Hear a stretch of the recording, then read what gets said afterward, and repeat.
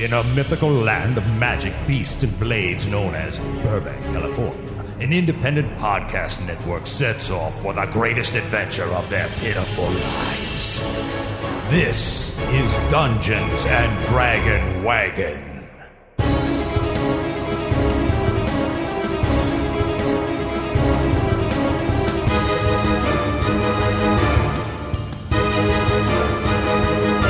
Hello and welcome to Dungeons and Dragon Wagon, the Rhyme or Reason, a D&D inspired homebrew role-playing game recorded and released out into the world for your entertainment.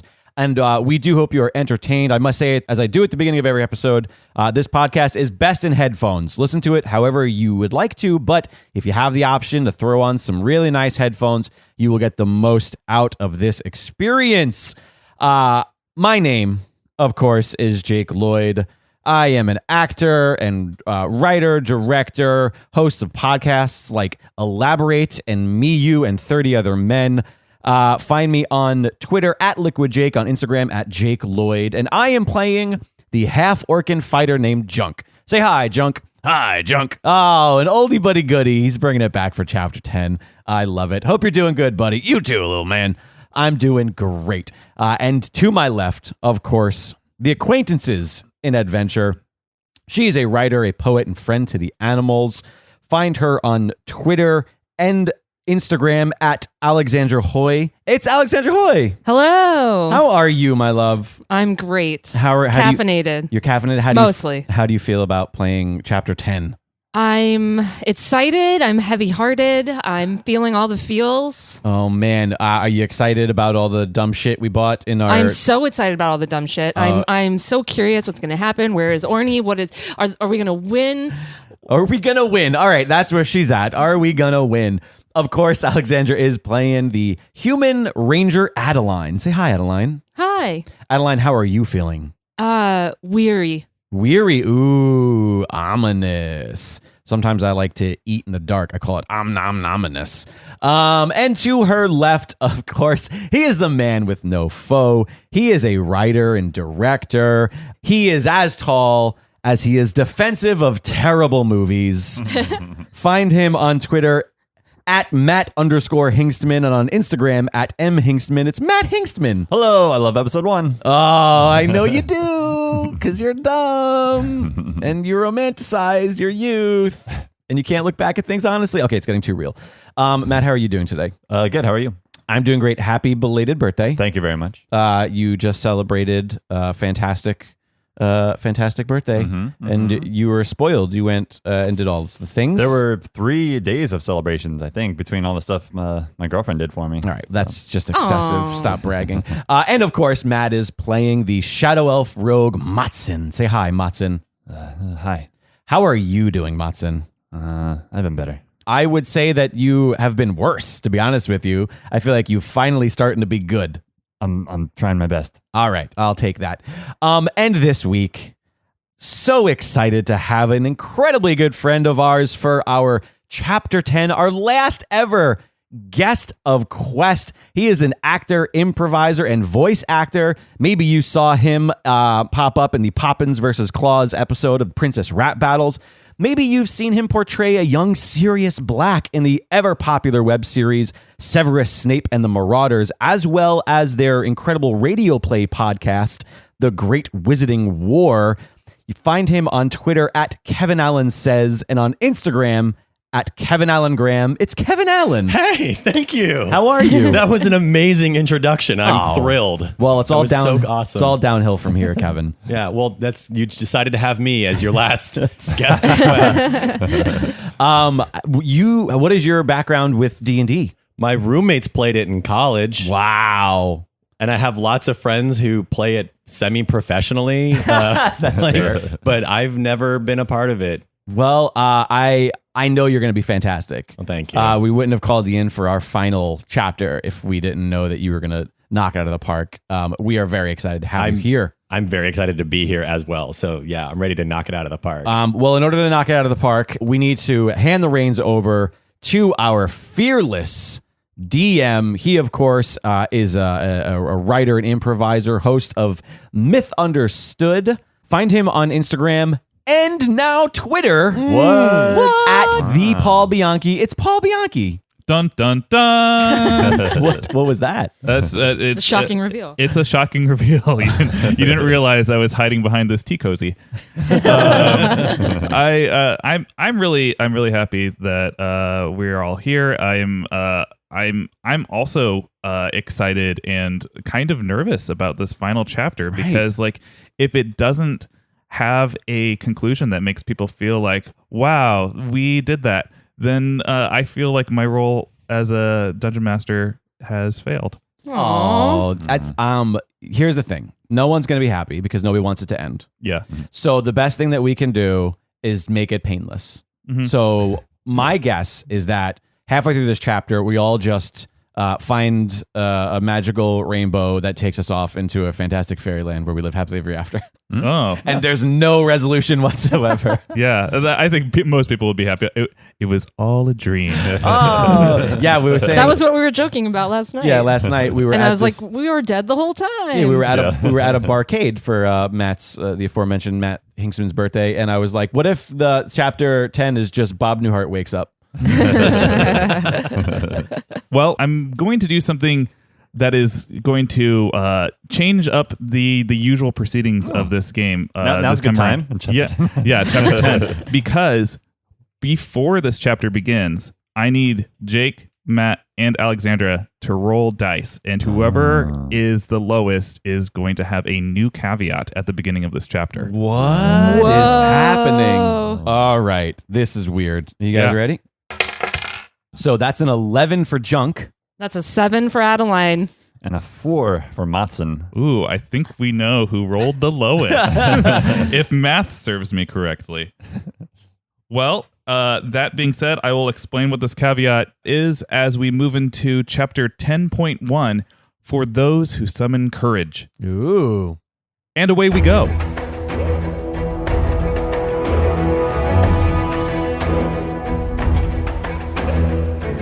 Of the 4 major gnome holds in Braefrost, the capital Filgarth is the most difficult to reach without magic. Though the others are reachable by ship, Filgarth is inland with its back against the Braefrost Mountains. And the road that leads there is a miserable storming tundra with little in the way of natural shelter to shield weary travelers from the journey.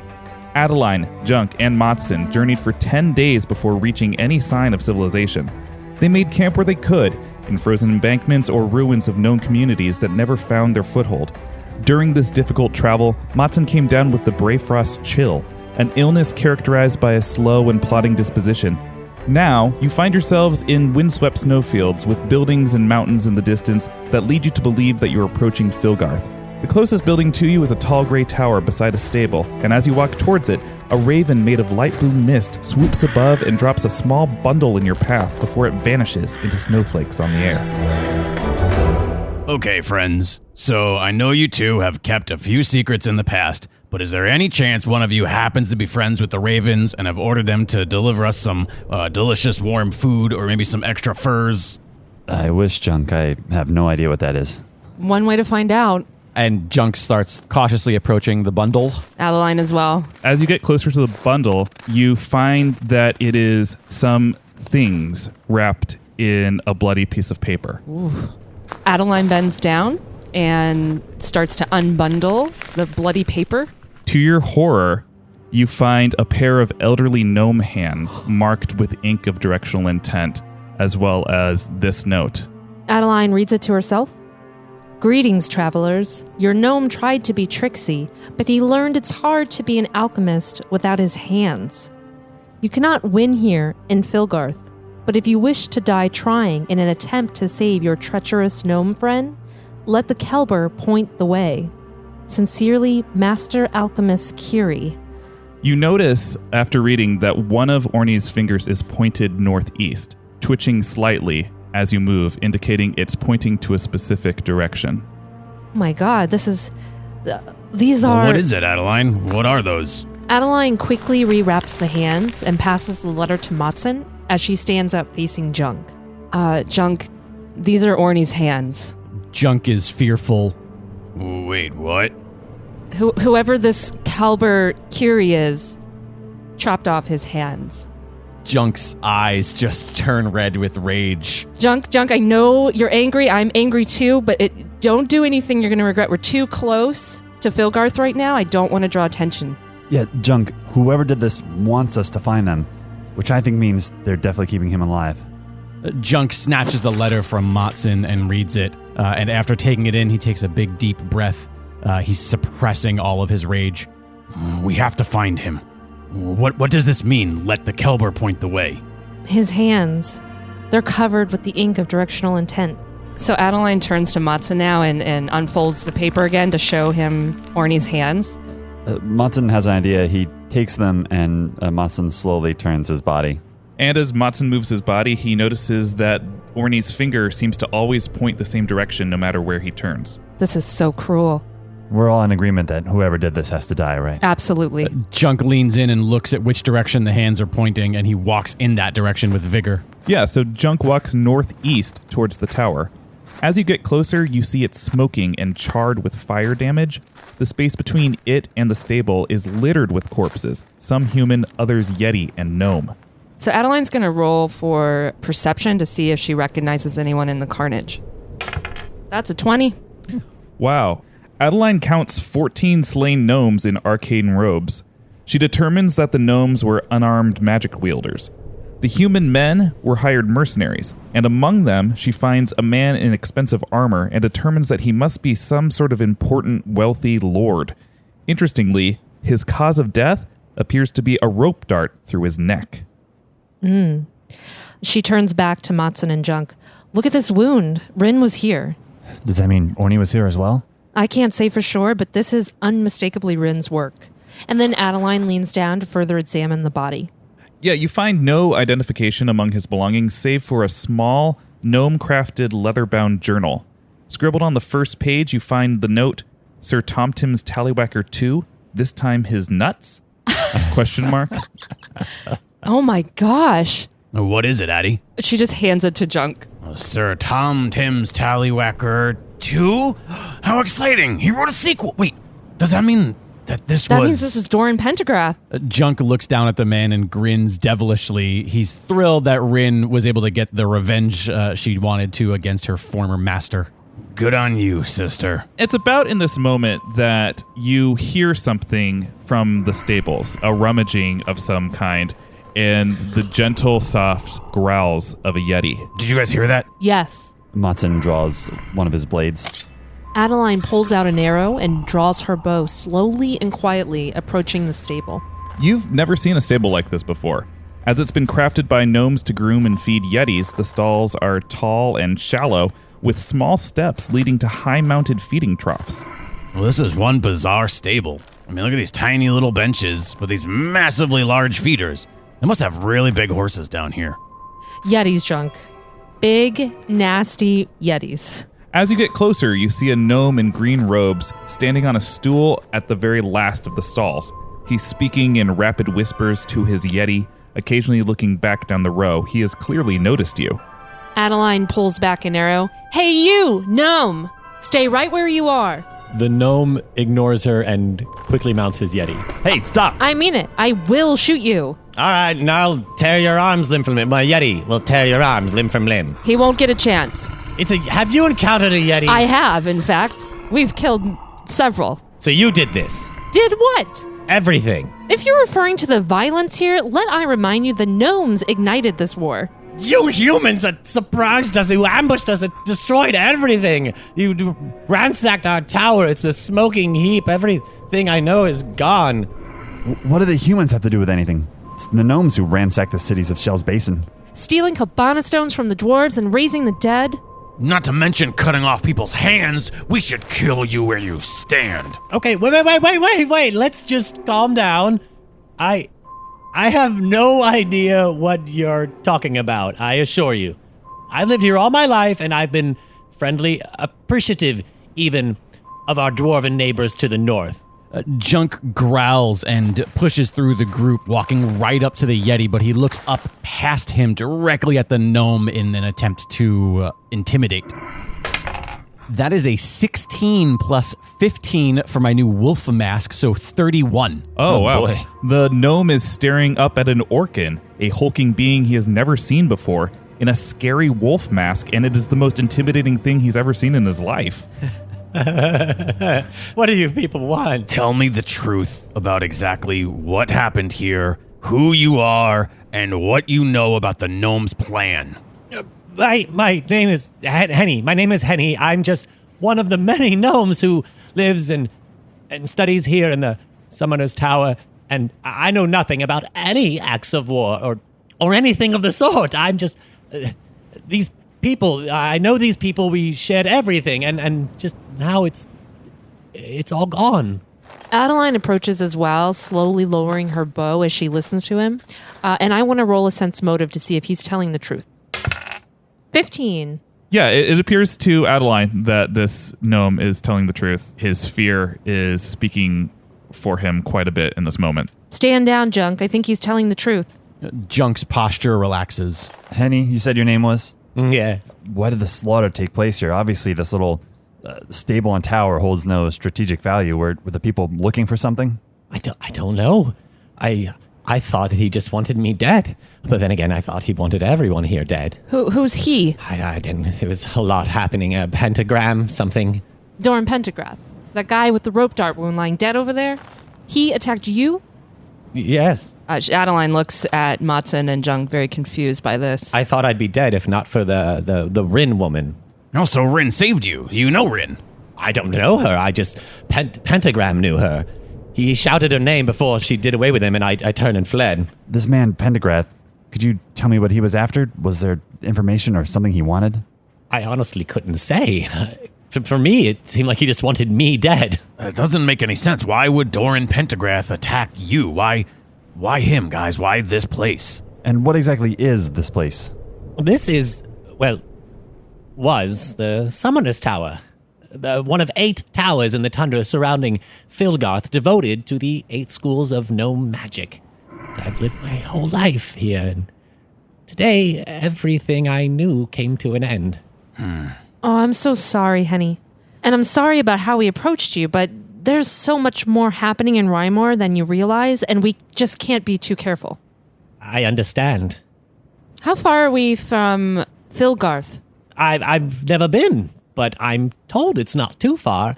My mother would tell me about it all the time. She was from there originally, before my father passed, and she moved here to raise me. Well, that's where we're headed. So there's nothing you can tell us about what we might expect on the way there? Oh, my mother really never told me any stories about her travels here. I wish I could be more helpful. I've actually always wanted to go see it for myself. Adeline turns to Matson and Junk. Having a gnome and a Yeti with us couldn't hurt with the whole blending in situation. I'm not sure I trust him just yet, but if you think it's a good idea, then I'm on board. Junk looks around at the countless gnome bodies and this poor guy's friends and family slain. He worries that maybe Henny's mother may be there among them and starts to feel really bad for him. Yeah, plus, he's all alone. Adeline nods and turns back to Henny. Come with us. You'll have a better handle on surviving in these lands than we would. And there's always safety in numbers. Well, after the Rin woman left Pentagram's body bleeding in the snow, she told me good luck, and I should probably get out of Braefrost. Where are you going to go? Well, I don't know where else to go. Exactly. Well, honey, we know Rin. She's a friend of ours. Yeah, we broke off with her and our friend Kelber Ornie not that long ago, but we don't really know the fine details of exactly what... Wait, did you say Kelber Ornie? Yes. Do you know him? Well, not personally, no, but my mother used to sing his praises. He's very admired within our community. Well, ours as well, and he's in trouble. We're all in trouble if Pentagraph's associates have more success than he did. We really got to get going. Henny is quiet a moment. Well, I don't know what it is you seek to accomplish, but I will do my best to help. All right, great news. I'm sure you and your big white furball here will fit in just fine. He points to the Yeti. What's his name, anyway? I don't know. It's not my Yeti. It's just the last one I could find. Well, I mean, if he's not familiar with you, are you going to be able to control him? I don't want him hurting me or my friends, or you even. Well, we've been working the Yetis for generations, And let's just say I'm confident in our bond. Okay, yeah, that's good and fine and all, but what happens when you need to give him a command? You have nothing to yell out because he doesn't have a name, so you can't just yell nothing out or he's not going to know you're talking to him. I'll just tell him, Yeti, don't do that, or Yeti, turn left. Yeah, but there are tons of Yetis down here in the Braefrost. How does he's not going to know you're talking to him specifically. There's nothing here on the door of the stable Freddy the Yeti. All right, if it makes you feel better, yes, Freddy the Yeti. Perfect. The Junk looks to the Yeti. See, now I can trust you. Come on, folks, let's go to move on. And then Junk exits the stable. Henny, after you. Thank you. What is your name again? Oh, of course. I'm sorry. I'm Adeline. This is Matson, and the big one is Junk. That's fitting. Well, Filgarth should be a day's ride or so to the southeast, so this way. Monson unrolls the parchment holding Ornie's hands. The finger is not pointing to Filgarth, it is pointing to the northeast. Wait, we have a problem. What is it? The hands are pointing elsewhere. What is that? I'm just going to say it because there's no easy way to say it. These are Ornie's hands. They were delivered to us by some weird smoke raven that disappeared. Oh, that's... Twisted. Yes. Like we said, he's in trouble. Okay. Is that ink of directional intent I see? Why, yes, it is. Well, seems I'm not the only smart one here anymore. All right, then. He's doing everything he can to not just throw up. Well, what do we do? Keep heading to Filgarth or follow these hands hoping to find Ornie and almost certainly fall into a trap? Mm-hmm. Yeah. It's 100% a trap. Who cares if it's a trap? If Ornie is where these hands are pointing, then that's where we're going. That's a lot of assumption. You know, we've been following Ornie since we arrived in Shell's Landing. You want to stop following him now? Adeline looks at Junk for a moment and then turns to Henny. Well, slight change of plans in our immediate destination. Do you know of anything in this direction? Well, certainly. One of the other 8 towers must be in that direction. Well, I guess we'll find out which one. And then Junk leads the party in the direction the hands are pointing. As you head northeast, you notice there's a sense of unrest in the air. You can see in the distance that there are families fleeing in small caravans, abandoning homes with boarded up windows. As they walk, Adeline notices the fear in the air. She thinks there's no way these humble people could be involved in what's happening, and she turns to Henny. So your village really had no idea what's happened in Shell's Basin? The gnomes of my tower and the surrounding homes, we're a quiet community. We kept to ourselves and we tend to our studies. We honor our queen, of course, the good queen of Braefrost who kept the peace with the free folk of Shell's Basin. Peace is what we've always known. We don't involve ourselves with outsiders. We have no need to. We understand. You mentioned your studies. What exactly did you study? Well, I'm a summoner. I studied summoning. What kind of things do you summon? Well, I have a variety of assistants, if you will. I can summon to help me in my times of need. Wait, they're not ants, are they? You know, ants, the little black bugs. They're everywhere. They're all over your picnic and ruining it and stuff, but sometimes they get thrown in an altar and they grow real big and they try to murder you. No? Oh, okay, good. Adeline looks around at some of the gnomes fleeing with fear on their faces and turns to Matson. Honestly, this is all just so confusing. Mercenaries raiding gnome villages? Wasn't Dorn Pentagrath originally working with the gnomes? Why would he attack them? I mean, as far as we can tell from our friend Henny here, a number of gnomes had no idea what was even going on. So I could assume that many of them are innocents in this situation. What is going on? Well, you see, Henny, it all started when a gnome-mounted Yeti teleported into the Citadel in Shell's Landing and stole their Kalbana stone. It's the source of their magic, of course. You see, Shell's Landing was obliterated, but it wasn't the only place. So was Torport and Cragshaw. They stole their Kalbana stones, too. Oh. It seemed as though the gnomes were waging an all-out war on the dwarves and their awesome little beards. But then we found a note on some traitor dwarves all like, hey, thanks for helping me attack your people. I love Commander Menchal. And so that's how we know he's the one up to no good. That was around when I met Horse. Horse was such a good horse. You would have really liked him, Henny. Eventually, at a sexy bordello, though, we found out Doran Pentagrath. It's not pentagram, by the way. It's pentagraph. You keep saying that weird. You're a funny guy. Well, we found out that he was invited by Commander Menchal down to Braefrost from King's Promise because he's some great and powerful necromancer. And get this, they're planning on using that necromancy to bring the great Sky Tiller Amik back from the dead. We're not exactly sure why yet, but honestly seems kind of unnecessary to me. Heck, I've died twice and I'm still standing here, no necromancy needed. So that's part of why they were stealing those Kelbana stones. They needed some extra magic juju because it's a pretty big task bringing a dude like that back from the dead. Also, they wanted to have them in case the Shadow Elves ever came down from the north and invaded. Well, Matsun's a Shadow Elf, and he came down and invaded our hearts, so I understand their concern. Anyway, you know the Sky Tillers, they were these giant folks that were around even before the old world wizards, and that demon goddess bitch Rasa, don't even get me started on her. Anyways, the wizards killed all the giants and took all of Rymor's magic with them, leaving behind only these small Kelbana stones as a magical source. But, and wait until you hear this, we accidentally teleported into a cave with a crazy lady in it and found a bunch of delicious spider soup. But more importantly, we found a whole buttload of natural Kelbana mineral regrowing beneath Rymor. Oh. I don't even think Commander Menshal and his goons know about it. Actually, I don't think anybody knows about it. Wait, guys, are we the only ones who know about that? Anyways, also the King of King's Promise has been an imposter, and a small elven girl who may be the key to ending all war was stuck as an egg for a while. Ooh, also snake people and elves were at odds, but I turned one into a beef pot pie, so that's probably fine now. Long story short, we need to find Commander Menshal and put a stop to his evil plan and restore peace in Rymor before it's all too late. Wow, a lot has been going on. Adeline looks over to Matsun, wide-eyed, in absolute shock. What the fuck?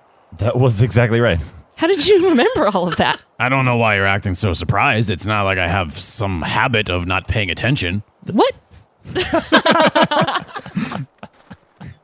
Coming up on the right is another tower, similar in build to the previous Summoner's Tower. And there's a large mercenary camp in front of the tower. To your left is a half-destroyed shack that looks like it was once home to a farmer. Those look like the same sort of thugs that attacked us. Quick, take cover.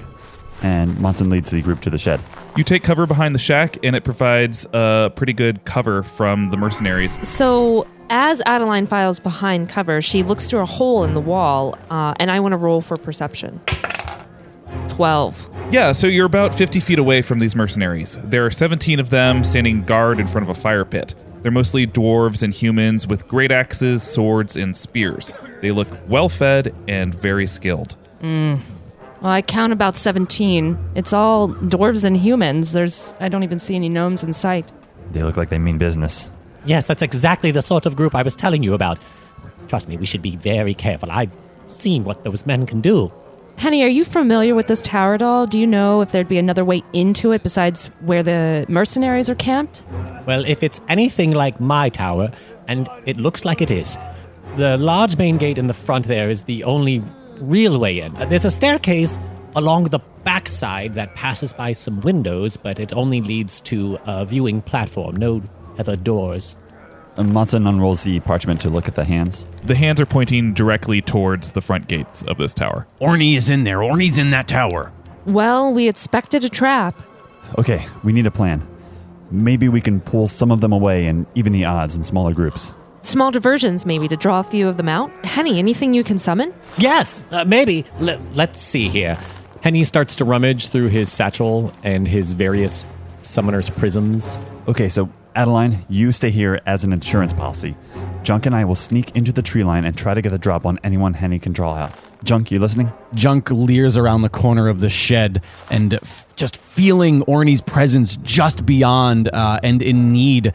He remembers a moment that he shared just before parting ways, and Junk pulls out the sundial that Ornie gave him. So Junk exposes the wooden sundial to the air. Half is painted with a lovely woman's face, the other with something demonic. The shadow of the central spire starts to move unnaturally, although the sun remains unchanged. Then, dark gray clouds form in the sky above. Additionally, you notice a bizarre presence lumbering towards you at your flank, accompanied by distant music box music. Broken toys are walking towards you. What? A duo of porcelain dolls with cracked faces. Oh, God. A stuffed bear missing a button eye and hemorrhaging stuffing. A wind-up tin soldier. They approach you and offer you each a pair of items. A black umbrella and a blindfold. Enough for all of you to take one of each. What the hell is this? Ornie gave it to me. Monson sees the sundial Junk is holding, like, wait, these are coming from that? Yep. He said it was some sort of weapon. The teddy bear is tugging at the hem of your clothes, still holding these objects out towards you. I don't see how this is helping us. It's Ornie, just do it. And Junk takes an umbrella and blindfold from the tin soldier, puts the blindfold on, and pops open the umbrella. Adeline is immediately doing the same thing at the same time. Matson grabs the items as well, and he turns to Henny. It was a good plan. And he puts on the blindfold anyway and opens the umbrella.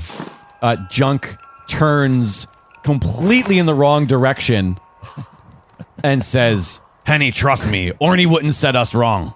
Henny very nervously and anxiously takes the blindfold, puts it on, and then takes the umbrella and pops it open. It's completely black beneath the blindfold, but if you could see, from where the toys came from, a woman appears in a tattered dress, her face obscured by long, stringy black hair. It's the ghost of Wenda Florian. She shambles past you and approaches the band of mercenaries. They look at her curiously. Who are you supposed to be? And you can hear the men raise their weapons. Wenda responds by raising her torn parasol. Blood begins to rain from the sky. Wenda pulls her hair back to reveal a mouth full of rows of shark-like teeth. The mercenaries have little time to react. Wenda is everywhere and nowhere at once. She giggles and darts between them, chewing and ripping the flesh from their faces. It's horrific for all who witness it. The mercenaries who try to fight either miss or end up fighting each other, blinded by blood or missing their eyeballs altogether. Wow. When Wenda is finally done, the mercenaries lay slain in a gory pile. She walks back to Junk and retrieves her sundial from your hands. The clouds part. She and her toys are gone. Junk is smiling as he hears the carnage. As he feels the sundial leave his hand, he very slowly raises his blindfold just to reveal one eye and peers around the corner to look at the field of mercenaries. It's a lovely sunny day again in Filgarth, but the snow has taken the color of blood, and the pile of corpses in front of the tower is strikingly nightmarish. Junk rips the blindfold off, shakes the blood off of his umbrella, folds the umbrella, turns to the party. How's that for a summon? Adeline takes off her blindfold as well, taking in the sight. Matson also takes off his blindfold and sees the carnage before him.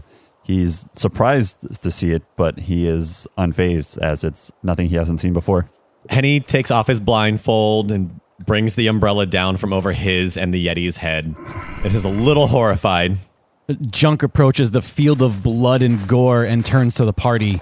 Let's go get our Kelber. And Adeline follows behind, making her way delicately over these Chun men. Among the carnage, I want to roll a quick perception to see if there's anything of use amongst the bodies, weapons, additional armor, something enchanted potentially. It's a 14. Yeah, most of these men are beyond recognition at this point. Their faces have been numbed. Their swords and axes and spears, however, are slicked with blood and gore. So Junk takes a quick note of all the weapons that are laying at his feet, but it doesn't feel like any of them could do better than his trusty warhound, so he keeps walking.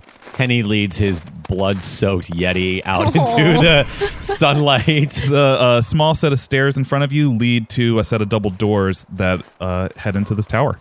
Junk gets to the door first, stops and inspects it for a moment, waiting for the rest of his party to gather around him. Junk, is it open? Junk kicks it as hard as he can inwards. Oh. Give me a athletics check and a clumsy check. No! So my athletics is a 10, and my clumsy check was a 15. When Junk kicks the door, it doesn't open, but he realizes that he's cracked the door bar that's on the other side. Junk kicks it again. The doors fly open. Junk turns to Adeline. Yeah, it's open. And then he walks in. Amatsun, where are the hands pointing? Matson unravels the package. The hands continue to point into the tower, but this time they are pointing up. All right. Oh, that's new. We have to go up. Matson is going to roll a perception check now that we're inside. 12. It seems empty inside the tower. There are 17 bedrolls inside lining the circular interior and a roaring fireplace on the other side.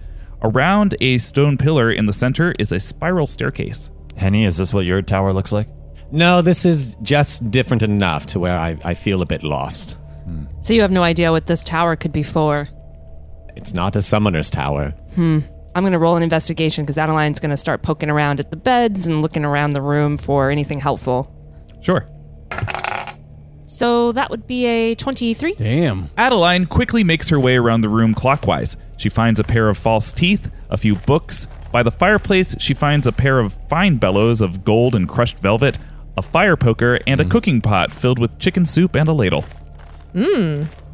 Adeline finishes walking the circular room and meets back up with the party. Nothing of note that I can see. Nice pot of soup, though, if anyone's hungry. Yeah, as nice as that sounds, Ornie is far more important than our hunger. Come on, up we go. And he turns around and he just walks towards the staircase and starts heading up. Adeline follows. As does Henny. Matson follows, still feeling uneasy about this whole thing. As soon as you reach the top of the stairs, a panel slides in behind the last person, Matson, closing the party in at the top. You find yourself now in a big steel dome-shaped cage. There are two large statues on either side of you within the cage, one made of stone, the other made of metal. Beyond the cage, directly to your south, is a large alchemical lab. And you hear a voice. Come in. Don't be shy. Do be careful with the cage. I'm afraid you'll find it quite electric.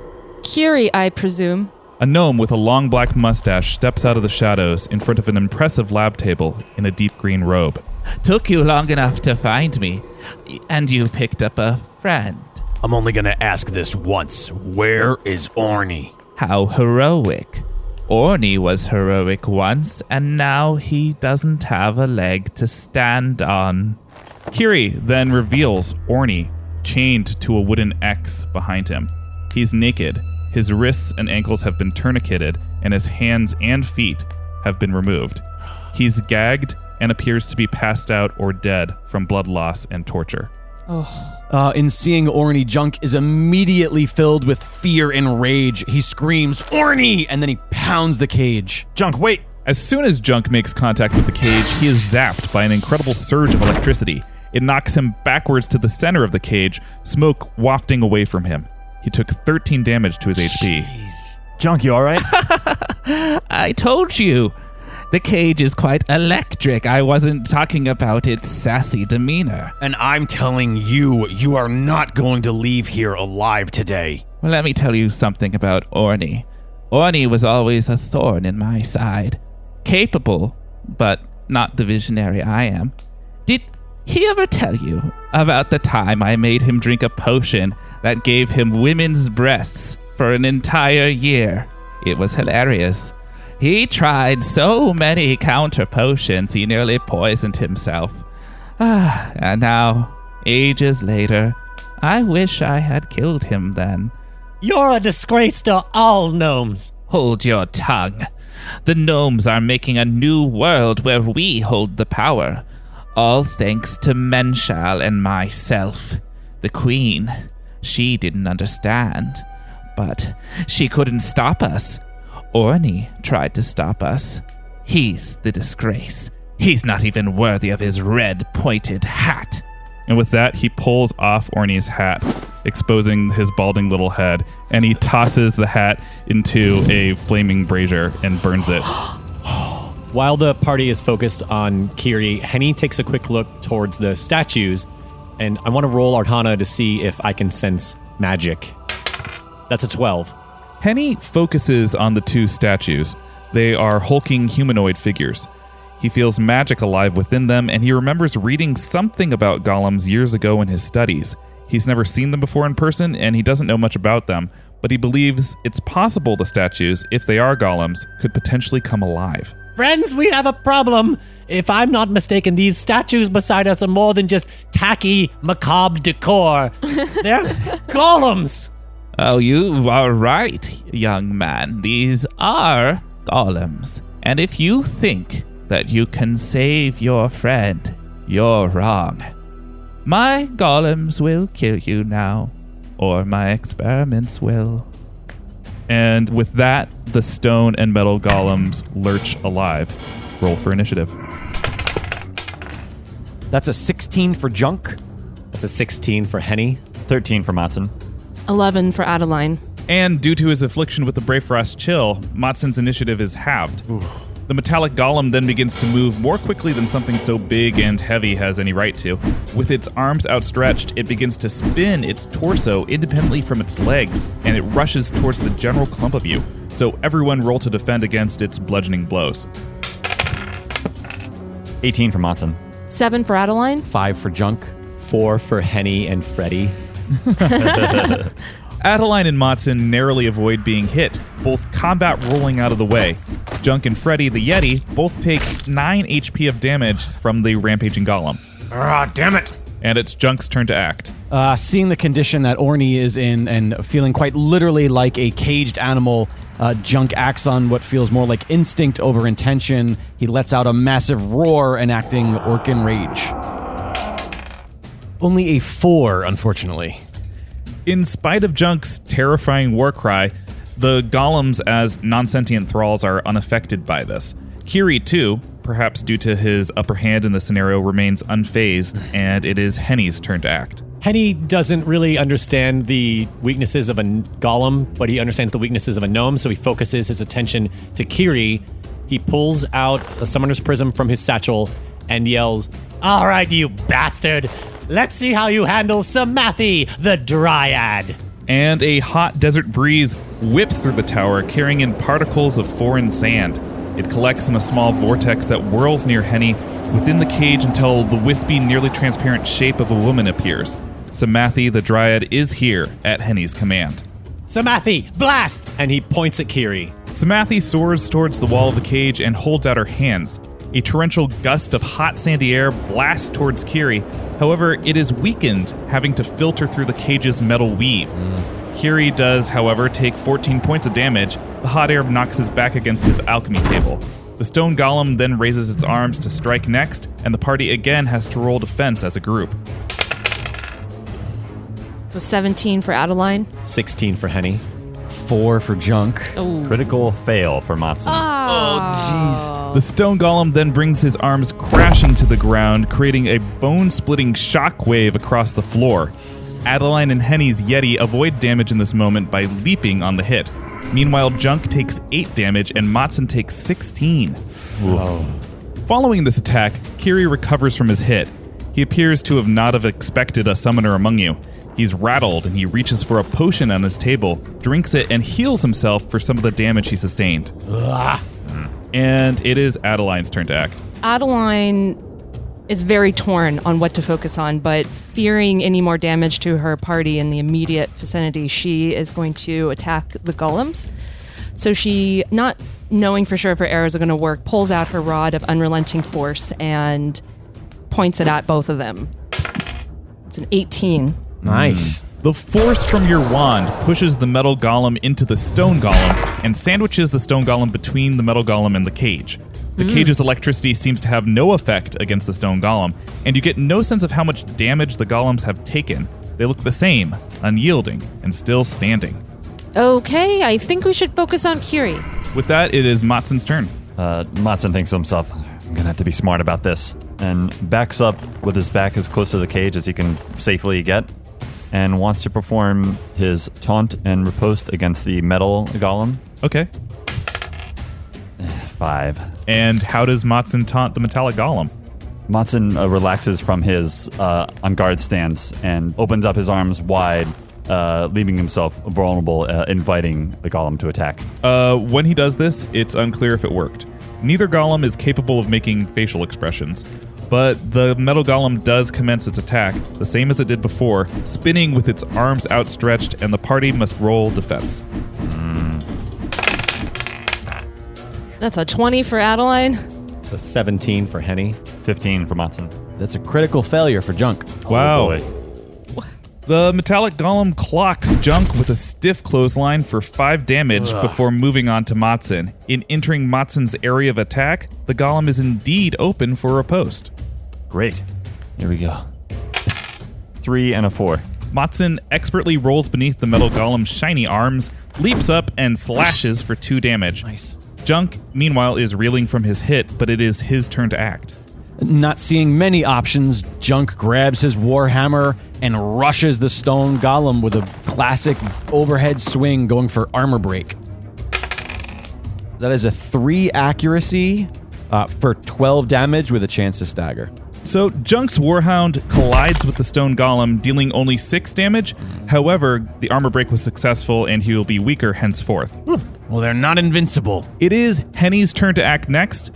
In his turn, Henny can steer his Yeti to move or attack while calling out commands to Samathi, his active summon. Henny focuses his attention to the metal golem and commands his Yeti to throw the golem up overhead into the metal cage. 12 for 10 damage. So Freddy the Yeti stomps towards the metal golem and tosses it upwards in the air with tremendous strength. The metal golem hits the dome top of the cage and reacts violently with the electricity before plummeting back down to the ground for 32 damage. Whoa! Right. Yes! Yes! Good boy, Freddy! Good boy! In addition, Henny can also call out to Samathi to attack. When Henny is unsure of what move to make, he knows his summons are intelligent enough and he can command them to act freely, so he shouts, Samathi, do as you will. So, acting now on her own accord, Samathi clasps her hands together and vanishes in a whirl of wind. Samathi reappears outside the cage and immediately rushes Kiri as an incredible force of wind. This forces Kiri against the stone wall of the tower and pins him in place, incapacitating him until he can find a way free. Yes. Nice. And now the stone golem is closest to Junk and he's looking to attack you next, so roll defense. That's a 9. The stone golem rears back and punches Junk in the face for 6 damage. Junk snaps back up and wipes the blood from his lip, and as he does, he can feel the very tip of his right tusk was chipped by the golem's fist, and he does not like that. Ooh. It would be Kiri's turn to act next, but he's still being held against the wall by Samathi the Dryad. No! Let go of me, you infernal dryad! With that, it is Adeline's turn. Adeline is going to stick to this unrelenting force rod and points it again at the metal golem after seeing the damage that it just took from the ceiling. That is a critical fail. No. Adeline, in her haste, thought she pulled out an unrelenting force wand, but she actually pulled out a fart wand. And when she points the fart wand at the metallic golem, and a peculiar thing happens. The fart wand spell reflects against the reflection of the metal and comes back to Adeline, and Adeline farts. Junk feels it from the other side of the cage and just assumes that Henny's summoner is just blowing warm winds around the room. Adeline is visibly embarrassed. And it is Matson's turn to act. Matson is racking his brain. It doesn't feel like we've made any progress against these things. How do you fight something that isn't afraid, but also how do you fight something that is just so hard that can't be penetrated? And then Matson remembers that in his pack he has a wand of soft. Nice. So he pulls it out and thinks deep down in his heart of hearts and thinks, please make this work. And he points it at the golem. And when the wand of soft is pointed at the stone golem, the stone flesh starts to evaporate away. In the golem's place are the rotting corpses of a Yeti and a gnome rider. The two corpses collapse on the ground, and the golem is no more. Whoa. Adeline, just throws her fist in the air, so excited to witness this. What was that? What was that? That's cheating. Well, you can't do that. I just did. And I'm going to do way worse to you. Ooh, that was a good one. That was a really good one, Matson. The metallic golem is closest to Henny and Freddy the Yeti, so I'll need you two to roll a defense. 11. The metallic golem punches Freddy the Yeti to the ground for 5 HP damage. Freddy, no! We just named you! And it is Junk's turn. Does Junk have a clear line of sight for the metallic golem? You have a pretty clear line of sight.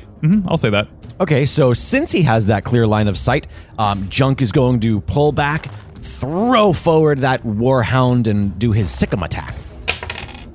That's an 18 accuracy for 13 damage. The warhammer leaves Junk's hands and bongs against the metallic golem's chest for 8 damage. The golem now has to take one step backwards to steady itself as Junk retrieves his weapon. From his position on the ground, it is Henny's turn to act. Smathy, you're doing a great job. Don't let up, sweetheart. And meanwhile, I guess Henny's trying to get Freddy back on his feet. Smathy briefly turns back to Henny to affirm this order, and it's all the distraction Curie needs. He manages to free one hand and pull a wand of force from the inside of his robe. Then he forces Smathy back with 12 damage of force and frees himself in the process. And it's Adeline's turn to act. Adeline turns to face the remaining golem and draws back a netting arrow. So that's 12 accuracy for 12 damage.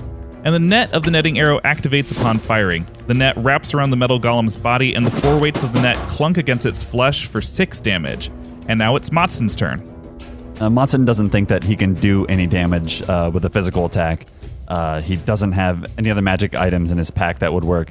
So he's going to wing it and go for Memories of Magic. 15.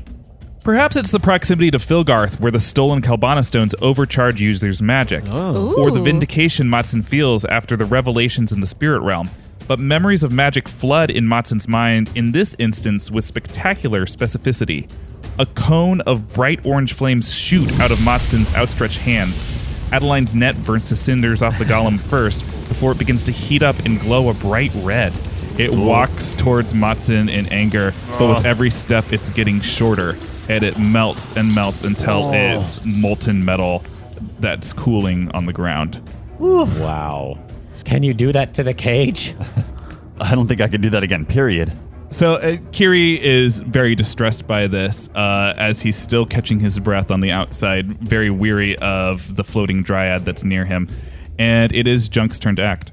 So Junk turns his attention to Kiri and remembering what happens with the electrified cage. The last time he tried to muscle his way out of this, decides instead to use a little brain this time. And I'm just going to roll a perception on the room. Take it. It's a 12. Looking behind you, you notice 6 wooden doors with small iron-barred windows, cages for test subjects or prisoners. In front of you, beyond the mesh of the cage, you see Kiri's alchemical cabinet, his long stone alchemy table, and at its base is a large lever. Junk pulls out a healing potion and then turns to Henny. Hey, Henny, can you have your girlfriend flip that switch? And then chugs the potion. Well, I would, but Smathy, who's not my girlfriend, by the way, is made of mostly sand and grass, so I'm not sure she'd get a really good grip on a lever like that. But I have another aide who would. And with that, Henny pulls Smathy back into her prism and pulls out another to summon Slady Dragon, who is a drag queen and should be very good with poles and levers.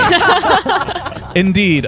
Slady Dragon is the ancient spirit of a dwarven drag queen. The very first dwarf to ever say, I'm too fabulous to have a beard, shave it off, and to put on drag performances throughout the land. Her spirit lives on in summoning crystals because she is so celebrated in a particular community. And though she is a spirit, she can also take tangible form. A column of colorful cut paper confetti falls from the ceiling outside of the cage, and as it dissipates, the most beautiful dwarven drag queen stands in its place. She opens a big purple fan, and she fans her face. Congrats to you, Slady is here. Let's get to it, honey. See that lever? Get it! All right. But don't yell at me, damn. And It's a dire situation. I'm just a bit nervous. Slady sachets towards the lever, rolls up her sleeves, and pulls the lever with a big jerk to the other side. The electricity powers down from the cage, then it separates at its seams and slides into the floor as 4 quadrants. Still got it. Now go, little wombats, be free. Let's run amok. With that, it is Kiri's turn to act. Summoners, always ruining everything. And he pulls out a flask from his robes and hurls it towards the party, and everyone's going to have to roll a defensive check. Here we go. 18 for Monson. 16 for Adeline. 8 for Henny.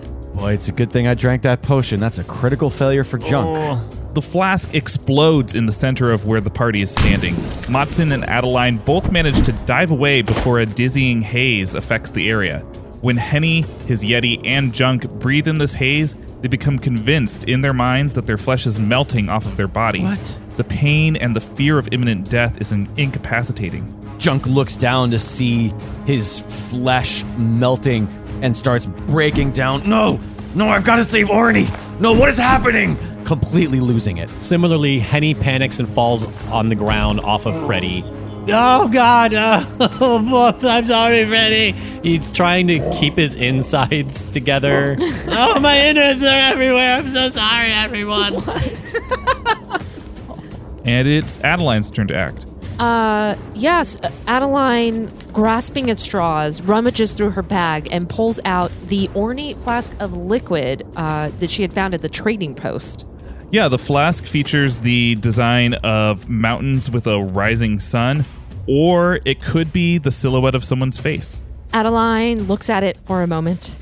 Please be enchanted, please be enchanted, please be enchanted, and she downs the whole thing. As Adeline drinks this alcohol, she finds it to be the best tasting alcohol she's ever tasted. Oh. It's sweet and smoky, smooth and rich. For a moment, she feels like nothing more will happen, but a very hot bubbling occurs within her, and it becomes clear to her that she's gonna have to burp.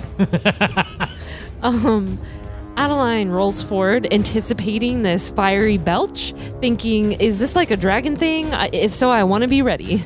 Yeah, Adeline indeed combat rolls forward and gets to her feet tipsily. She then belches the loudest she has ever belched in her life. A massive fireball emerges from her mouth and flies towards Kiri. Sweet. He puts his arms out as if he can block the onslaught, but he becomes lost in an explosion of flames. And when the flames start to flicker away, all that remains against the stone wall is soot and embers. It's quiet. Adeline holds her hand over her mouth, wide-eyed. Where did he go? Is he dead? Oh, honey, I don't think anyone could survive that. That bitch is done. Well done. Oof. Slady turns to Adeline. Oh, we're gonna be real good friends. I love how you handle your drink. Well, thank you. Just then, a charred hand reaches up from behind the tabletop. Kiri's charred body is still alive, healing and reforming as his muscles grow anew on his bones. Wow. You can't get rid of me so easily. I drank the whole cabinet. And it is Matson's turn to act. Matson, wanting to end this fight immediately, is going to direct all 6 attacks of his spirit sprint against Kiri. Nice. Okay. All right, here we go. 10. That's 4 and 4 times 2. Matson darts towards Kiri, existing in and out of his spirit form. Matson is relentless, delivering cuts of 20 damage, 20 damage, 20 damage, 20 damage through the eyes and the Achilles tendons, femoral artery, and throat. Jeez. Kiri's feat of healing is unable to keep up with Matson's onslaught, and he falls over bloodied, burned, and defeated. All right, now he's definitely dead. For sure this time. And with that, Slady takes out her fan and begins fanning the distressed bodies of Junk, Henny, and Freddy. Okay, look at me. Look, catch my highlighter. Look at me. Focus. You are not melting right now, okay? You are not melting. This little gnome messed with your head, and, you're going to be fine, okay? I made it through Dwarf Pride. Bit of bad acid, but you're going to get through this, okay? And when she says this, suddenly you both feel that you are not melting anymore. When the effects wear off and Junk realizes the reality of the situation, he looks up at Slady and smirks for just a moment before realizing that he can now get to Ornie, and he rushes over to him.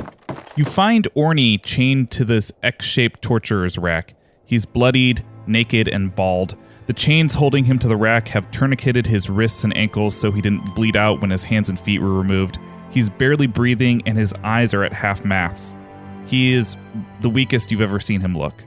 Junk is in somewhat of a panic, looking over the situation. He sees the tourniquets that are themselves keeping him attached to this board, doesn't know how to free him. Adeline, Matson, please, somebody help. What do we do? How do we... He's caressing Ornie's head. Ornie, it's okay. And then he takes the gag out of Ornie's mouth. It's okay, Ornie. It's okay. We're here. You came. Of course we came. It's okay. You're going to be okay. Adeline runs over and pulls out a health potion from her bag, pops off the cork, and helps Ornie drink it. Ornie coughs and sputters. The small cuts all over his body begin to close up from the healing potion, and he begins to look at all of you with a little bit more recognition. I'm so sorry. Oh, don't be sorry, Ornie. You did nothing wrong. No, I lied to all of you. You lied when? What? Do you remember when we were on the raft on Sansi River? We reached Lake Pheris and we had options to determine what horror we would face. Right, of course, Ornie. You sang us that awesome song. Yes, I sang a song about a monster, a massive bees, and a whirlpool. There was only ever mongrel. There's a retirement community with a pancake breakfast on the other side of the lake. Kiri and we created mongrel in an experiment gone wrong when we were young and stupid. And I risked your lives to fix my mistake without telling you. And perhaps the worst offense, I lied to you in song. I'm so sorry it took me so long to learn how to trust you. You're not tools to be used as a means to an end. You're my friends. You're right, we are your friends, Ornie, which is why I say, who cares? So you let us a little out of the way to help yourself. It's fine. We didn't need to help Nora on the way to Cragshore or free Fierro from his enslavement. What about helping Layla escape that cave? Or the townspeople of Sansi Village? Hell, Ornie, you didn't have to walk beside me in the Temple of Rasa, but we did those things. You did those things. The fates brought us together and we're family, so we stick together and we forgive. It's just what we do. Heck, you don't even know what Matson did. He points back to Matson. He lied to us the entire time. We still have his back. Wait, what's this about? He's right. Junk and Adeline have shown me great mercy. Because they're my friends. And we are your friends. Oh, now I'm very curious what you did. Ornie, the only wrong you did was not just asking us outright for help. Because the outcome would have been the same. We would have helped all the same. I know that now. Ornie, your hands and feet, you're in really bad shape. Is there anything that we can do? Oh, yeah, maybe. We have these. Matson, give me the hands. Give me his hands. Right. No, you Junk don't. is holding his hands and trying to connect them to his arms. No, please don't reattach those septic limbs. It feels awful. But you can give me new hands and feet back. Those toba flowers I collected after defeating Mongrel are in my bag over there. There's a mortar and pestle to crush a handful up with that yellow potato and that small dried redfin tuna and that whole jar of sheep anus. Oh, okay, yeah, I got this. Okay, and Matson, can you cut off Kiri's balls too? Don't add it to the mixture or anything. Just do it to make me feel better. My pleasure. Okay, yeah, perfect. And Junk swiftly makes his way around the room, doing everything he can to follow Ornie's orders to the T.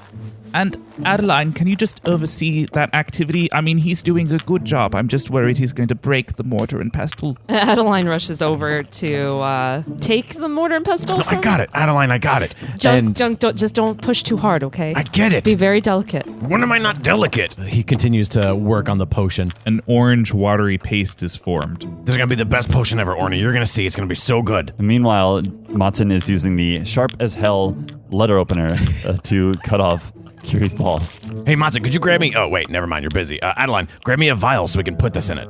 Adeline, feeling rushed, grabs an empty vial from Kiri's desk and runs up to Junk holding it so he can pour in the orange mixture. And Junk very carefully pours in the mixture into the vial. I'm actually very impressed. That looks like a very good consistency. Adeline brings it over to Ornie and helps him drink it.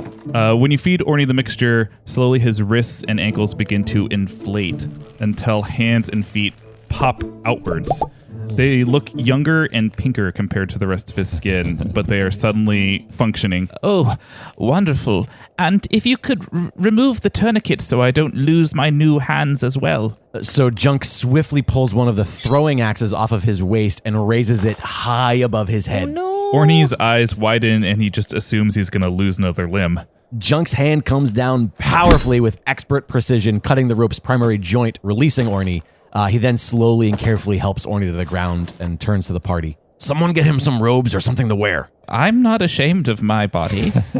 We know, Ornie, we know. And he gives him a little pat on the tush. Oh, and you, I don't believe we've met, but this is my naked body. It is an honor, Kelber. My name is Henny.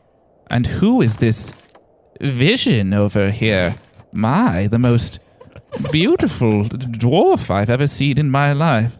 Oh, this is the spirit of Slady Dragon. The spirit of Slady Dragon? Well, you're much more gorgeous than anything I've ever read before. You're not my type, honey. Fair enough. Henny calls back Slady into her summoning stone. Well, that's my time. The pleasure is all yours. Till next time, and remember, beauty is only a step away. Enjoy the walk. And Slady reaches for the hem of her battle gown and pulls up as if she's going to do one of her flawless costume changes. But when she pulls up, she vanishes into thin air, sashaying back into her summoning stone. Oh, the queen. Oh, it's okay. I just summoned her back. She's here and safely in my prism now. No, not that queen. I just remembered something as I'm getting my wits about me. Quick! Ornie starts walking towards the prison cells. The queen is in here. I hope that she's still all right. He killed the crown prince and the princess, and after what Kiri had in mind, I do worry. He gets to the last cell on the right and stretches his arm up towards a ring of keys on a hook that is just out of reach for him. He jumps up and down trying to get it. His naked dong is just bouncing. Junk is followed very closely behind, still so excited that Ornie is okay and that he's in very much caretaker mode. And oh, here, let me get those for you, buddy. And he just takes the keys and he hands them to Ornie. Ornie, it's sort of come to our attention after meeting Henny here that the gnomes don't really seem to be responsible for what's happening. Yes, when Rin and I arrived, it became clear Commander Menshal, his army, Kiri, and that bitch Doran Pentagrath had quietly overthrown the monarchy.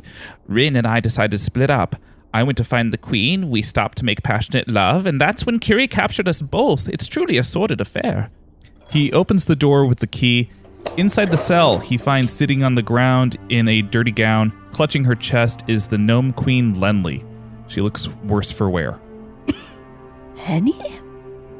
Is that you? In perfect unison with the rest of the party, Junk's head snaps over towards Henny. Not Henny's. He is fixed on the queen. He's confused and in shock. I can't believe you're here. Please. Come here, Henny. I don't have much time left. Henny approaches the queen and kneels before her. Forget that. Stand, young man. There's no time for that. Kiri, he put something inside of me. It's eating me within. Ornie steps forward. I've seen this before. Kiri, that bastard. He tied his life force to the queen's. He dies, and soon after, a fungal poison is triggered within her. And the queen nods, confirming this. She then looks back to Henny with an incredible sense of recognition. My queen, I am at your service. How may I be of help? Oh, look at you. You've become such a handsome young man. You know who I am? Of course I do, Henny. You're my boy, after all. What? Your mother. I loved her, and she returned that love to me. Together we desired a child. For all the evil that Kiri is responsible for, he managed to find a way. A complicated potion, yes, but after drinking it, we were able to conceive. She carried you, but you are our son. And with my death, Henny, you will be the rightful king of Braefrost. By blood. I'm sorry, what? What? Henny is at a loss for words, trying to process this incredible information. Your Highness, there must be a mistake. I'm not a noble. I couldn't be. I'm sorry, I know this is all so much, so soon. But listen, Henny, you must stop him. Yes, my new friends have told me all about Commander Menshal's wrongdoing. We will stop him. I promise. Not Commander Menshal. He's but a speck now. He didn't know what he was getting into, what or who he would awaken. You mean Amic? No, listen to me. It's much, much worse. It's Shell. You must stop Shell. And the queen dies.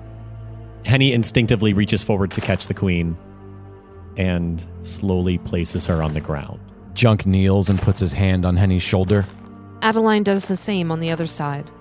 My apologies for the loss of your queen, Henny, but did she say the one that we need to stop was Shell?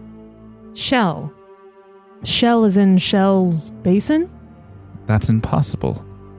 He can't be back. And I think that is a good enough spot as any to wrap up our 10.1. We are halfway through our final chapter, guys. And Henny is the rightful king of Braefrost. It's a good thing he survived. It's a good thing. You're about to summon up some power, is what I think. Oh, yeah. What an incredibly fun half of a chapter. I can't believe it's come down to this, guys. One more left. I don't know if I'm ready. I don't know if it matters or not, but do we get any XP points? Or Hell is it yeah. relevant? You guys got 465 experience points for killing those golems and for killing Master Alchemist Kiri. Yeah! Who was a real piece of work, wasn't he? He was a jerk. Rin also got experience points for killing Dorn Pentagrath, but I'll send her hers in the mail. It's good. Yeah, we have to figure out. We have to ask Orny. There's so many questions. Like, I'm so glad that Orny's back. We found him. He's okay. Junk doesn't have to lose another parent figure. Yeah, that would suck, wouldn't it? Oh, but no. Yeah, hey, but now Junk and Henny have like kinship because they both lost their fathers. This is true. Kevin, thank you so much for joining us. I cannot wait. I'm so glad I was. So that's it. We have one episode left. I cannot believe we are so close. So many things coming to light. Or as our adventure comes to a close. Please, if you're enjoying this, make sure you're following at D&DW Pod on all social media. Use hashtag D&DW Pod whenever you're talking about it online, sharing it with friends. Please, if you're enjoying our program, leave us a rating and review on iTunes. Those reviews mean everything to us. If you are enjoying our program and you want to support the show financially, the best way to do that is to pick up some sweet D&DW Pod swag. You can do that at dndwpod.com, where you can also hit that contact button, shoot us an email, tell us your thoughts, tell us your experiences, ask us questions we will answer in the roundtable. Do all the good stuff. Guys, I don't even know. It's come to this. It's finally come to this. I'm excited. So many twists, so many turns. I've only been here for one quest, but this that it's come to is pretty special. Yes, it is. I'm gonna have everybody here at Dungeons & Dragon Wagon. Paul, say goodbye to the people. So long. Kevin, say goodbye to the people. See you next time. Matt. See ya. Alexandra. See you soon. My name is Jake, and we will see you. Last quest. We want to give a huge thank you to our guest voices for today's episode. The legendary dwarven drag queen, Slady Dragon, was played by Bitch Puddin'. Check out her iconic performance on the second season of the Boulet Brothers Dragula, available now on Amazon Prime, and follow her on all social media at Bitch Puddin'. That's BIQTCHPUDDIN. And the voice of the beloved Queen of Braefrost, voice actor and RPGer Haley Yim. Follow her on Instagram at Haley_on-the-mic. That's HAYLEY. And check her out on Salen's Legacy on Perception Studios Twitch channel, Tuesday nights at 7:30 Pacific. Thanks, y'all. It's Dragon Wagon.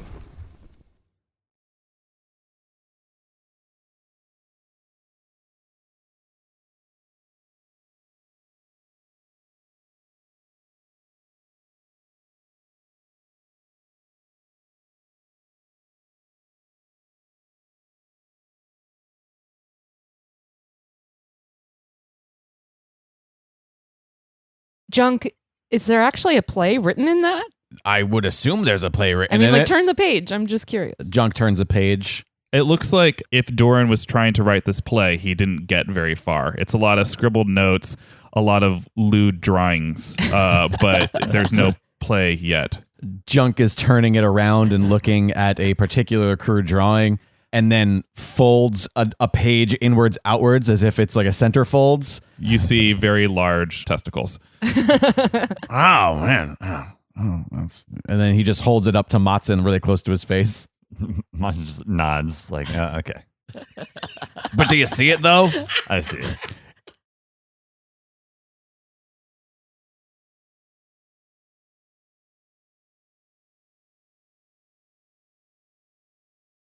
Was there a gnome you've never met before with like a red hat? We all have red hats. Damn it. When we are born, we are given red hats. That's the one thing we all have. Yeah, you idiot.